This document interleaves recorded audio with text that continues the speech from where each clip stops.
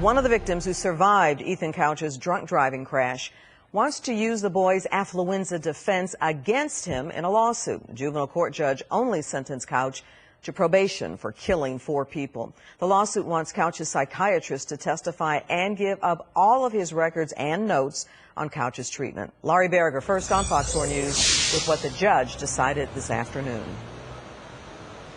Well, in Clarice, this is the case for the McConnell family. Lucas McConnell was one of the people who was injured in that fatal wreck.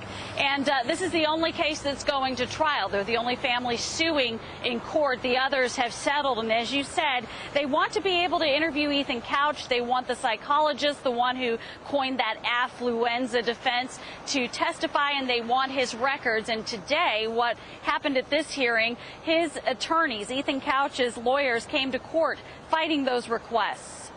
Ethan Couch's attorneys don't want the lawyers who are suing the family for damages to have access to Dr. Dick Miller. He's the psychologist who came up with the affluenza defense at Ethan's criminal trial, the theory that his wealthy, dysfunctional parents created a teenage monster whose drunk driving killed 4 people and injured many others.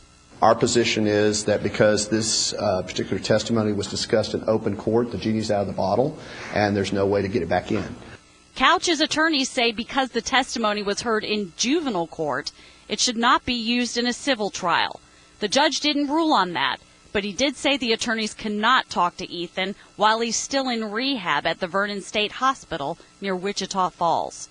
We would have already deposed Ethan, but he's in treatment. We respect that. We respect the fact that the courts would likely protect that treatment. We're not contesting that in any way. When he gets out, he'll be deposed. And it's a complicated issue, taking what happened in a juvenile criminal trial and now moving that to civil court.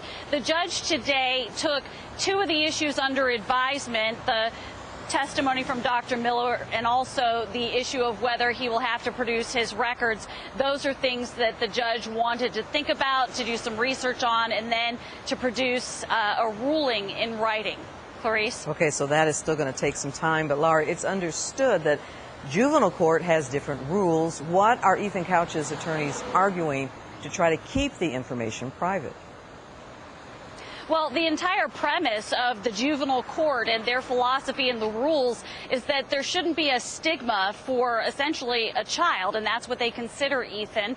He was 16 when this happened, that person should be able to be rehabilitated. And so that's the foundation for all the arguments that this testimony was done in juvenile court, that this psychologist was hired by Ethan's defense attorneys in order to have a defense for him, and that all of that stuff should be privileged as attorney-client and their work product. So we'll see whether the judge considers that. I'm sure he'll consider it, but we'll see whether that weighs into his ruling on it. All right. Laurie, thanks for the coverage.